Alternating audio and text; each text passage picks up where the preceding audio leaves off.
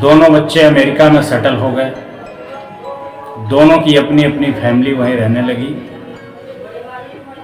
इधर बूढ़े माता पिता इंडिया में रहते थे, बेबी मौत से रहते थे कि उनके बेटे जीवन में सफल हुए, इसकी प्रसन्नता थी।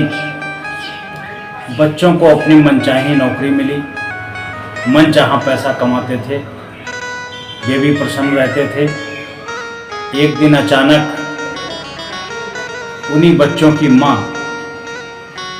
मृत्यु को प्राप्त होती है। उनका बूढ़ा बाप दोनों पुत्रों को बताता है कि बेटे, तुम्हारी मां का देहांत हो गया है। दोनों पुत्रों ने मां का समाचार सुना, आपस में सलाह की कि यहाँ से 2 दिन जाने में लगेंगे और 2 दिन आने में लगेंगे। छोटा वाला बेटा चला जाता है और बड़ा वाला जाता ही नहीं है।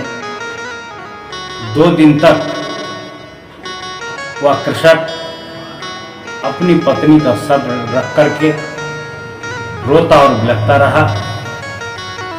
2 दिन के बाद एक छोटा सा बेटा आता है।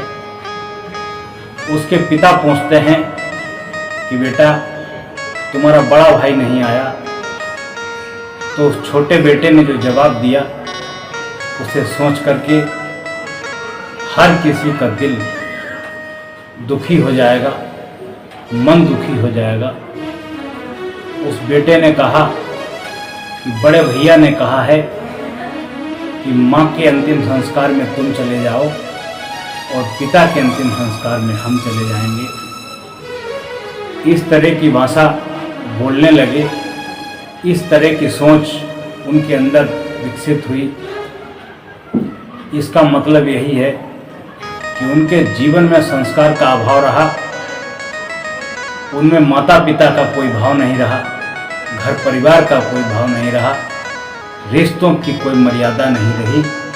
उनको सिर्फ और सिर्फ पैसा दिखा, पैसा दिखा। वो बूढ़ा बाप अपनी पत्नी के मरने से उतना दुखी नहीं था जितना बच्चों की इस घटिया सोच से दुखी था। तो जीवन में शिक्षा के साथ साथ संस्कार भी बहुत आवश्यक हैं। यदि बच्चे को शिक्षा दी जाएगी तो बच्चा विकास करेगा, और शिक्षा के साथ साथ अगर संस्कार दिए जाएंगे तो और ज़्यादा विकास करेगा। और शिक्षा ही शिक्षा रही, संस्कार नहीं रहे तो वही बच्चा एक दिन दुख में फंस जाएगा और अपने लोगों को भी दुख में फंसा देगा। इसलिए शिक्षा के साथ साथ संस्कारों की भी आवश्यकता है। संस्कार